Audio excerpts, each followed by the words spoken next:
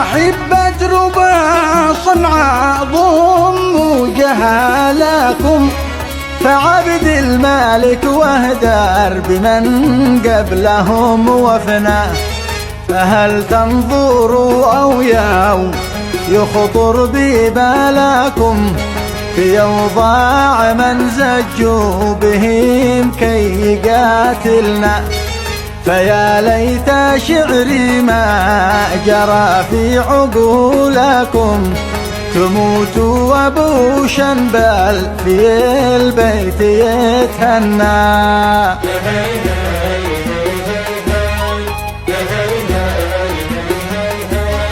أمانة عليكم جولوا جهالكم، فهو منتقم منكم كما جنتقم منا.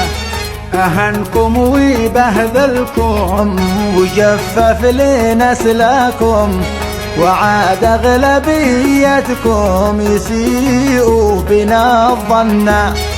أنا جيت أحذركم تضموا عيالكم، إذا ما استمعتونا فلا عاد تلومونا.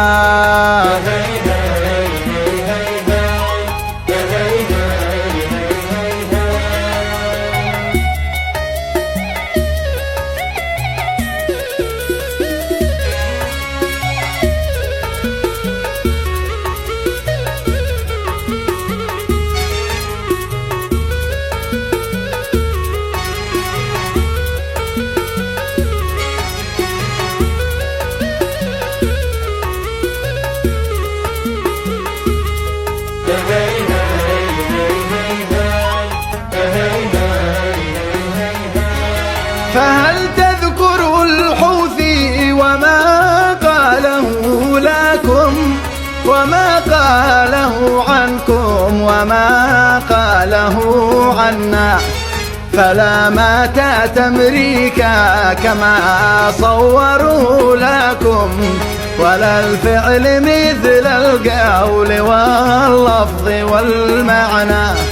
فمن جاء ينقذكم أتى لاحتلالكم، وما همه أن يبتلى الشعب أو يفنى. هيا هيا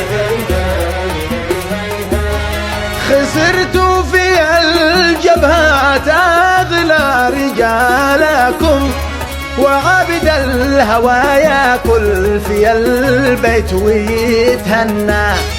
عياله سالم والتضحية من عيالكم، فلا ترسلوهم لا فرادا ولا مثنى، ولا تسمحوا لليل يطفيه لكم. فذلك ما يرجو الخميني ويتمنى.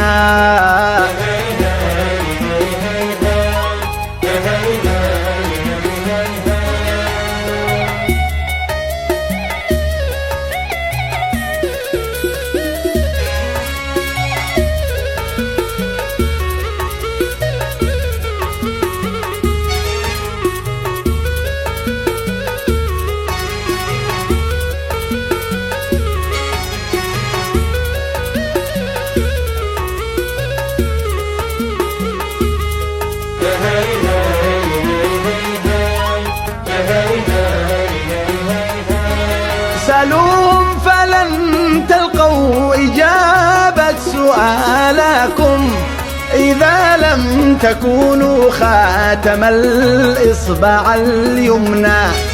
فلا تأمانوهم قد يحلوا قتالكم، فلستم بأعينهم سوى قطعة منا.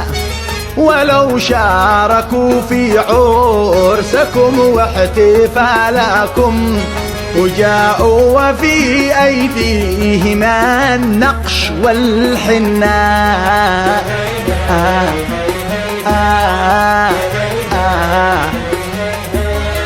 أحلوا حلال الله كثر حلالكم، ولا تسرقوا اسمحوا للصمين ما لكم يغنى، وكونوا يدا في حلكم وارتحالكم، ولا تغضبوا الأعلى لكي ترضوا الأدنى.